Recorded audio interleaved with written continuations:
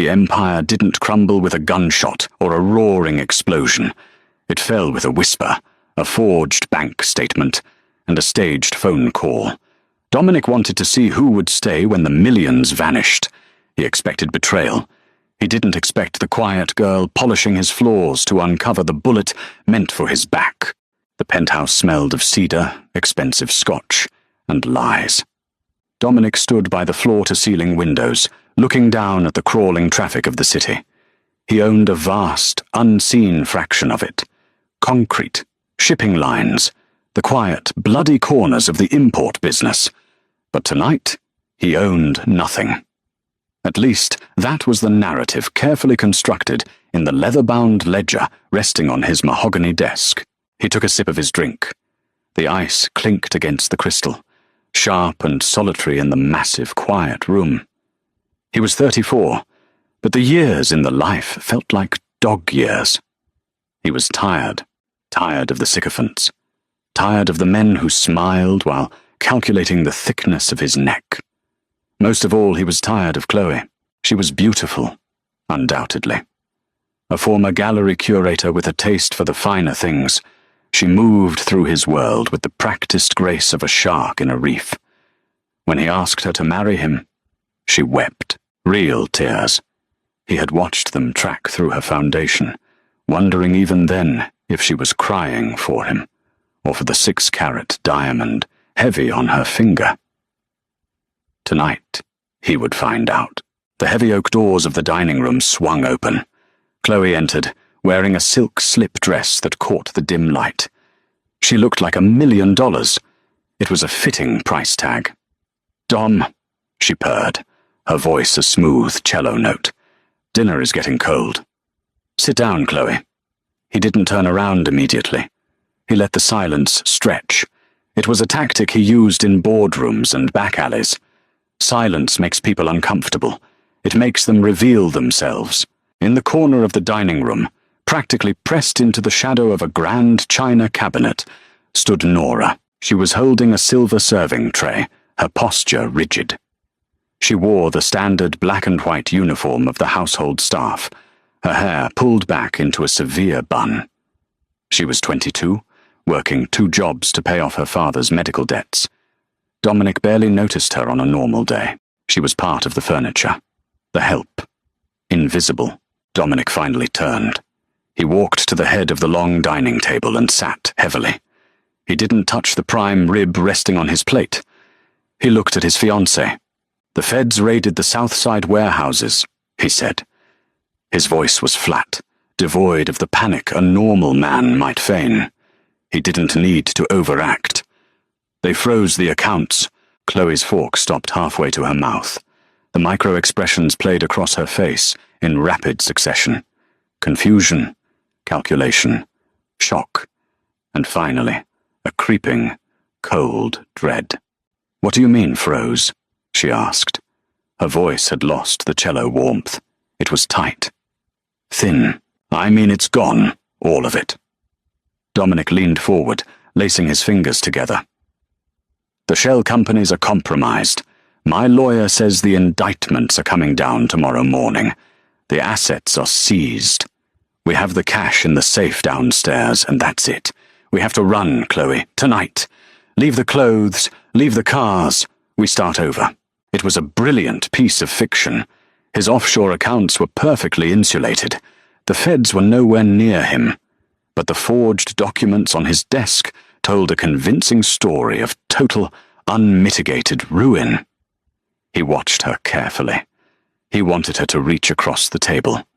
He wanted her to grab his hand and say the words he didn't even know he was desperate to hear. "I'm with you." Instead, Chloe lowered her fork.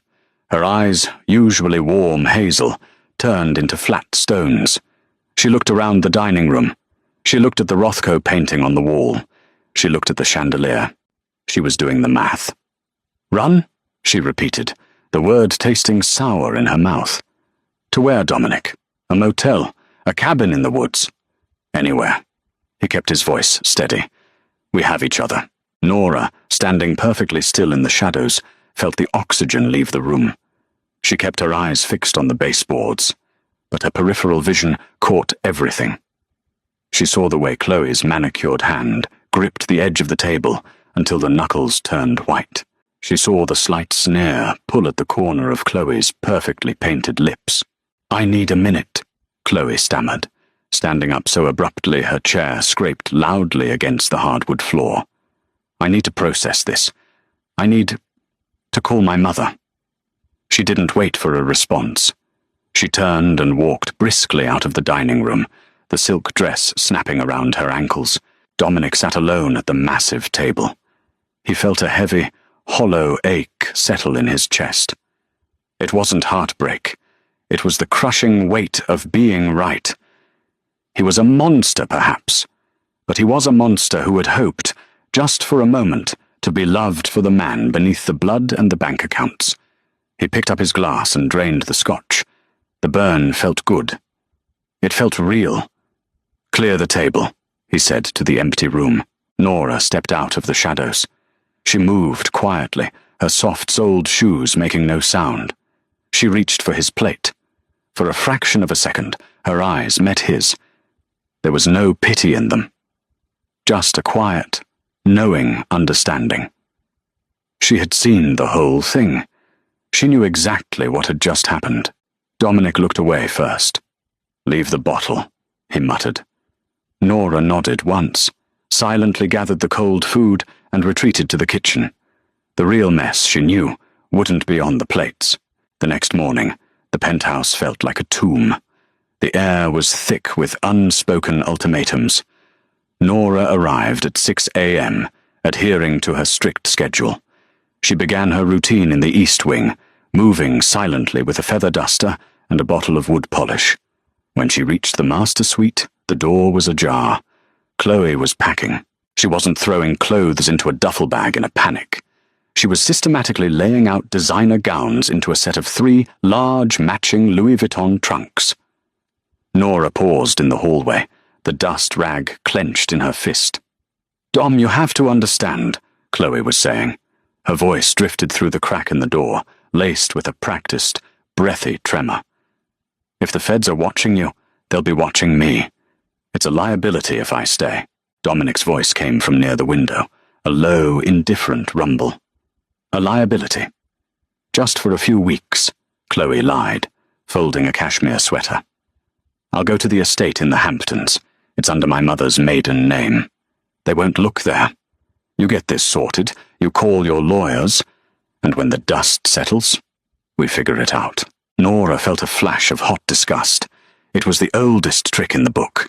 The rats fleeing a sinking ship.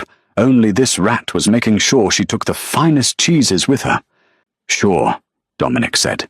"Take whatever you need." "I'll leave the ring," she offered, a shallow attempt at a noble sacrifice.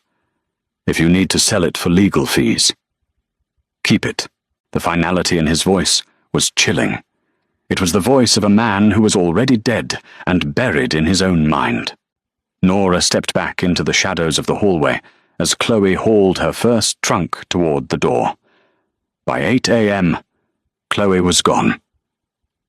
The private elevator chimed, the heavy doors closed, and the silence rushed back in to fill the void she left behind. Dominic locked himself in his study. Nora was left to clean the wreckage of the master bedroom. It looked like a luxury boutique had been ransacked. Open shoeboxes littered the Persian rug. Discarded hangers were strewn across the unmade king-sized bed. Nora set to work. She was methodical. She gathered the hangers, smoothed the bedsheets, and began to pick up the items Chloe had deemed unworthy of the Hamptons. A heavy, emerald-green velvet robe lay crumpled on the floor near the vanity mirror. Nora picked it up, intending to hang it in the closet. As she lifted the heavy fabric, something hard smacked against her knee, swinging heavily in the deep side pocket. Nora paused. She reached into the velvet pocket and pulled out a phone. It wasn't Chloe's sleek, rose-gold iPhone.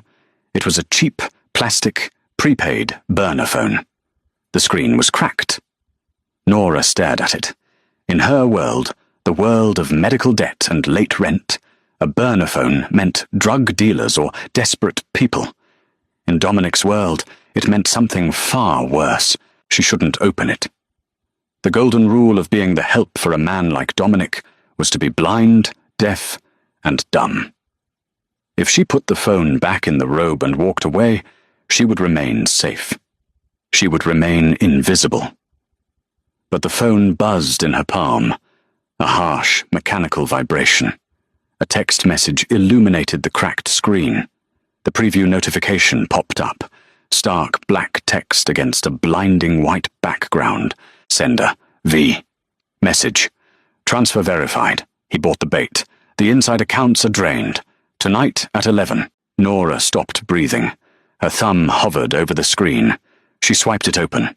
There was no passcode, just a short, damning thread of messages. Chloe. He told me it's gone. He thinks it's the feds. V. Perfect.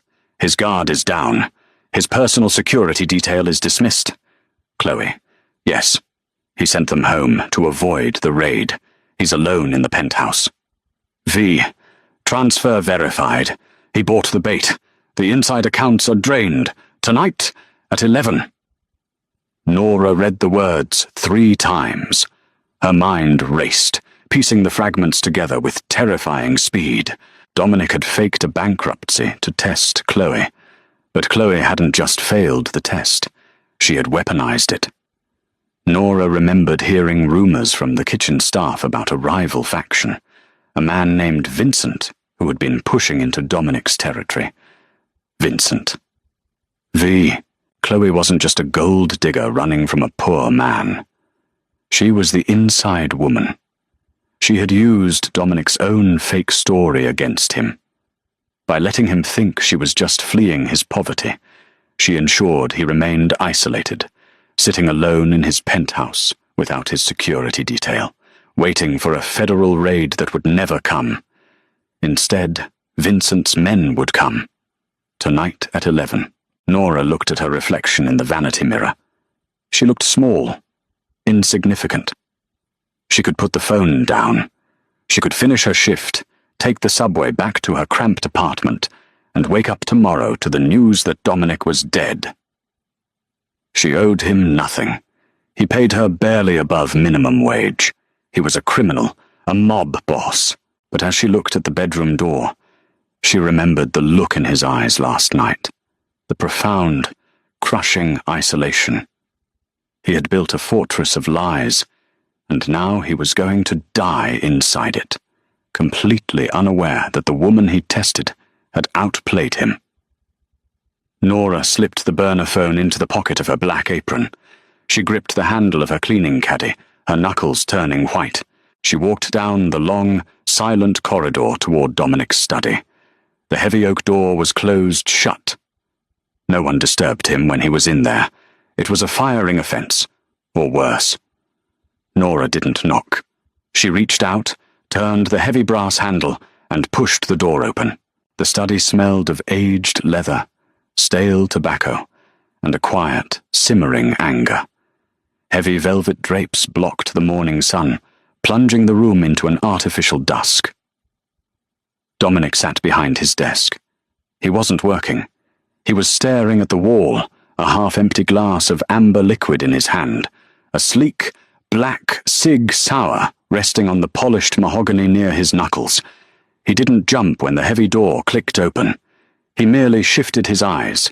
"I didn't ring for service," Dominic said. His voice was a rasp, rough like sandpaper sliding over stone. Nora stood in the doorway. The cleaning caddy bumped against her leg. She didn't retreat. She stepped inside and pushed the door shut behind her. The heavy thud of the oak sealing them in sounded terribly final. "I know," Nora said. Dominic finally turned his head. He studied her.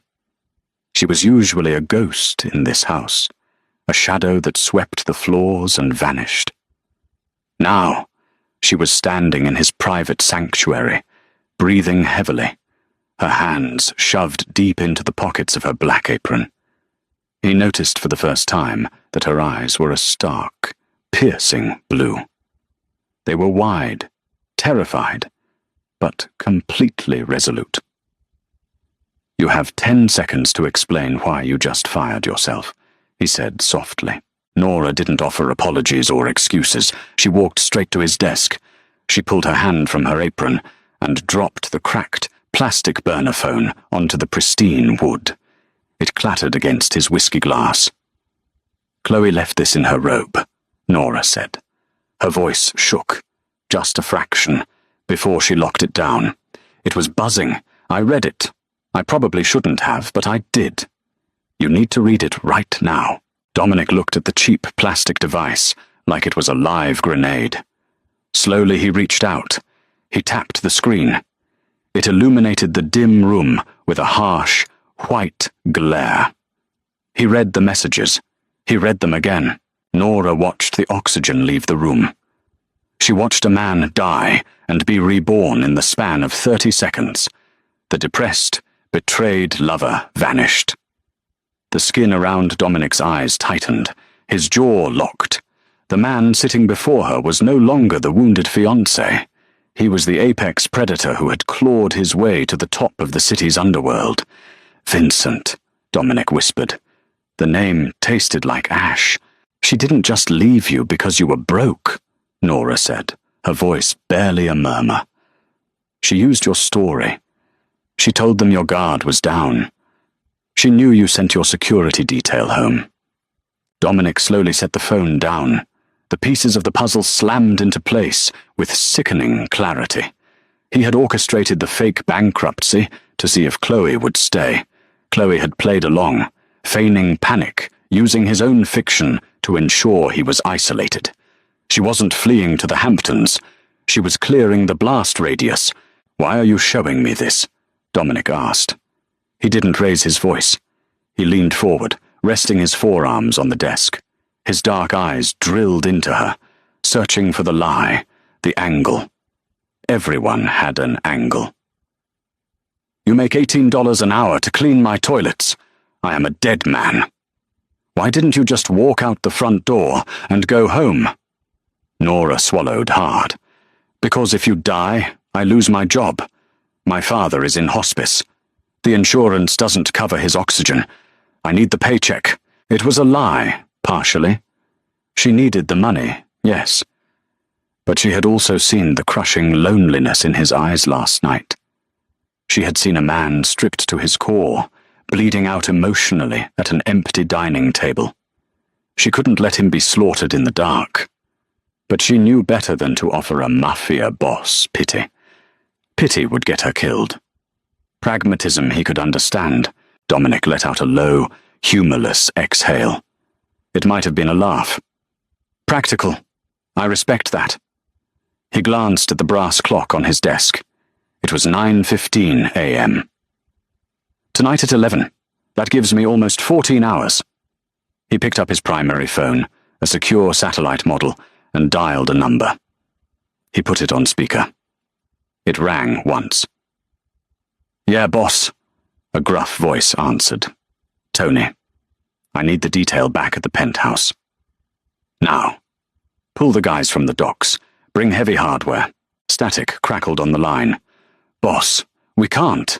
The feds hit the south side warehouses. It's a bloodbath down here. We're pinned down." Dominic froze. The fake bankruptcy. The story he had told Chloe. "Vincent," Dominic breathed.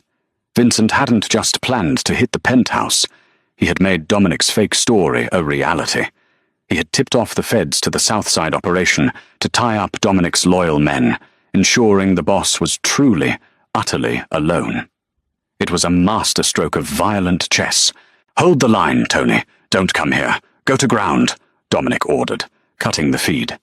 He stood up. The heavy leather chair scraped backward. He looked around the study, his mind calculating angles, sightlines, ammunition, and choke points. The penthouse wasn't a home anymore. It was a tomb, and he was locked inside it. He looked at Nora. She was pale, clutching the handle of her feather duster like a weapon.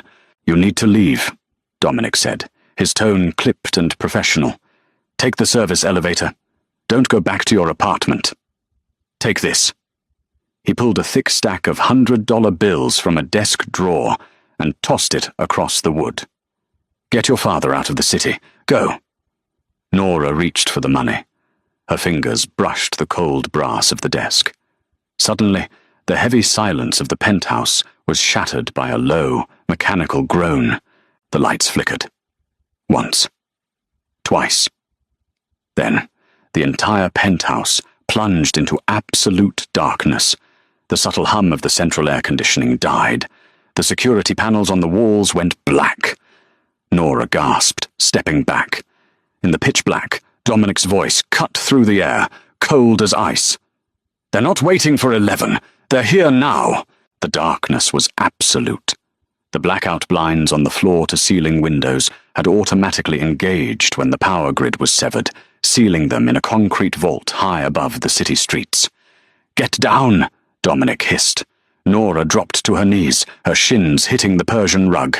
The sound of a metal slide racking back echoed sharply in the room. Dominic chambered around. "Are they coming up the elevator?" Nora whispered, her heart hammering against her ribs like a trapped bird. "No, the shafts lock down without power. They're coming up the emergency stairwells. They'll blow the reinforced fire doors."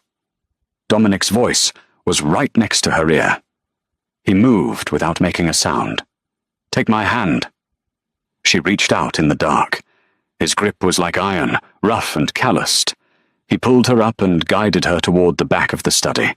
He pressed her behind a heavy antique bookshelf, bolted to the far wall. "Do not move. Do not make a sound," he instructed. "Breathe through your nose." He slipped away. The silence stretched, thick and suffocating. Nora squeezed her eyes shut, though it made no difference in the pitch black. She listened. Thump.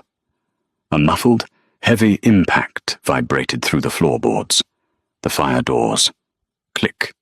Hiss. A faint, sickly green glow bled into the hallway outside the study. Night vision. They were using tactical gear. Nora pressed her hand over her mouth, tasting the starch of her uniform. Footsteps. Soft, rhythmic, professional. The squeak of rubber soles on hardwood. There were at least 4 of them. "Clear the master," a hushed voice ordered. Nora knew the layout. The master bedroom was adjacent to the study. They were sweeping the rooms. They thought he was a sitting duck, a broken man crying over a vanished fiancée. They didn't know he had read the script. Dominic knew this penthouse. He had built it. He knew exactly which floorboards creaked. He knew the blind spots. Suddenly, a deafening roar shattered the quiet. It wasn't a gunshot. It was the sound of tearing metal and splintering wood. Dominic had rigged the heavy, decorative iron chandelier in the hallway. Without power, the magnetic locks holding it in place required only a manual override latch hidden behind a painting. A scream of agony ripped through the corridor as 200 pounds of wrought iron and crystal plummeted from the ceiling, crushing the men beneath it. Gunfire erupted. Blind, panicked bursts of suppressed automatic fire chewed through the drywall. Plaster rained down in the hallway. Nora flinched, curling into a tight ball. 2 rapid, deafening cracks answered from the darkness. Dominic's cig sour. Not suppressed, loud, arrogant, and perfectly aimed. 2 heavy thuds followed, bodies hitting the floor. "Contact! He's in the hall!" a panicked voice shouted. More automatic fire. The bookshelf Nora hid behind splintered, a stray bullet tearing through the heavy volumes of an encyclopedia set just inches from her head. She choked on the sudden cloud of paper dust. Silence descended again. A ringing, heavy silence. "Russo!" a voice called out. It was breathless, wet. The last man standing. "You're done. Vincent has the streets. Chloe has your offshore routing numbers. You die here, in the dark."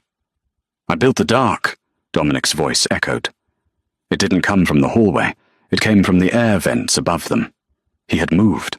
The mercenary spun, his night vision goggles sweeping the ceiling. It was a fatal distraction. Dominic dropped from the ventilation hatch directly behind the man. The sickening crunch of bone breaking echoed through the suite as Dominic neutralized the final threat with brutal, bare-handed efficiency. The heavy thud of the last body hitting the floor signaled the end. For a long minute, nobody moved. The smell of cordite, blood, and pulverized drywall filled the air. Slowly, a small, ambient light flickered on.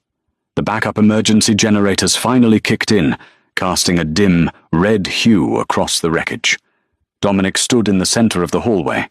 His white dress shirt was torn, smeared with plaster, and a streak of blood that wasn't his. He held his gun at his side. He looked at the bodies, his face an unreadable mask. He turned his head and looked toward the study. "It's clear," he called out. Nora stepped out from behind the ruined bookshelf. She was trembling so hard her teeth chattered. She looked at the devastation. The pristine, untouchable world she cleaned every day had been reduced to a slaughterhouse. She met Dominic's eyes. He didn't look like a boss. He looked like a survivor. He walked back into the study, stepping over the debris.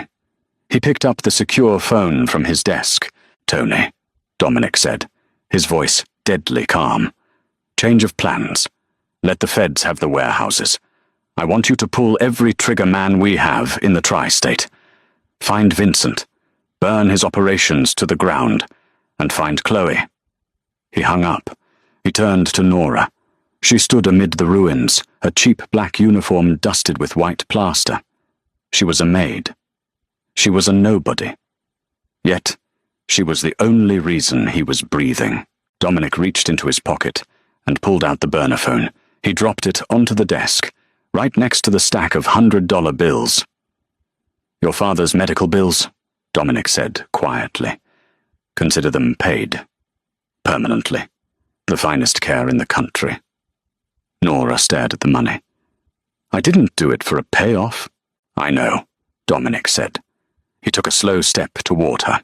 The cynicism that usually hardened his eyes was gone, replaced by a raw, profound respect. "You did it because you saw the truth. You saw through the money. You saw through the lies. You saw me." He reached out, his knuckles brushing a streak of plaster from her cheek. His touch was surprisingly gentle. "Chloe wanted the Empire," Dominic whispered, his eyes locking onto hers. "She can burn with it. But you stayed in the dark with me." Nora didn't pull away. The Empire had fallen. The penthouse was a graveyard. But as she looked up at the man who commanded the shadows, she realized something entirely new was about to be built from the ashes. Did Nora make the right choice, stepping out of the shadows? Or did she just lock herself into a much more dangerous world? Dominic survived the night. But the war against Vincent and Chloe has just begun. Drop a comment below with your theories on what Dominic will do to his ex-fiancée when he catches her. If you loved this dark, grounded mafia romance, smash that like button and subscribe for more intense audio dramas.